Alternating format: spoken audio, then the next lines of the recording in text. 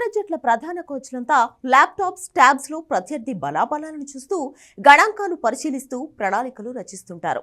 కానీ Gujarat Titans coach Ashish Nehra మాత్రం simple గా ఓ పేపర్, పెన్ను ఉపయోగిస్తూ మాస్టర్ ప్లాన్ వేస్తుంటాడు.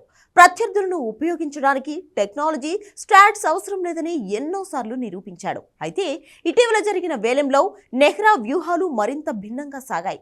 హార్దిక్ పాండ్యా స్థానాన్ని జట్టులో భర్తీ చేయడానికి గొప్ప నిర్ణయాలే తీసుకున్నాడు. హార్దిక్ జట్టును వేయడంతో గుజరాత్ టైటాన్స్ కొన్ని సవాళ్లతో వేలానికి వచ్చింది.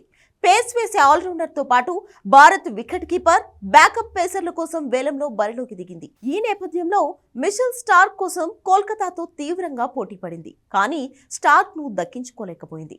దీంతో ఆసీస్ మరో ఎడమ చేతి వాటం యువ పేసర్ స్పెన్సర్ జాన్సన్ ను తీసుకుంది. మరోవైపు సీనియర్ పేసర్ ఉమేష్ యాదవ్ కు అనూహ్య ధర వెచ్చించి తీసుకుంది. ఉమేష్ రాకతో గుజరాత్ పేస్ దళం టీమిండియా 2015 ప్రపంచ కప్ జట్టును గుర్తు చేస్తుంది. 2015 కప్లో మహమ్మద్ షమి, మోహిత్ శర్మ, ఉమేష్ యాదవ్ సత్తా చాటారు. ఇప్పుడు ఈ ముగ్గురు మరోసారి బంతిని పంచుకోవడానికి సిద్ధమయ్యారు. వారితో పాటు యువ పేసర్లు సుశాంత్ శర్మ, కార్తీక్ త్యాగిని జట్టులోకి తీసుకున్నారు. ఇక హార్దిక్ పవర్ హిట్టింగ్ ను బ్యాలెన్స్ చేయడానికి యంగ్ ప్లేయర్ షారుఖ్ ఖాన్ ను గుజరాత్ తీసుకుంది.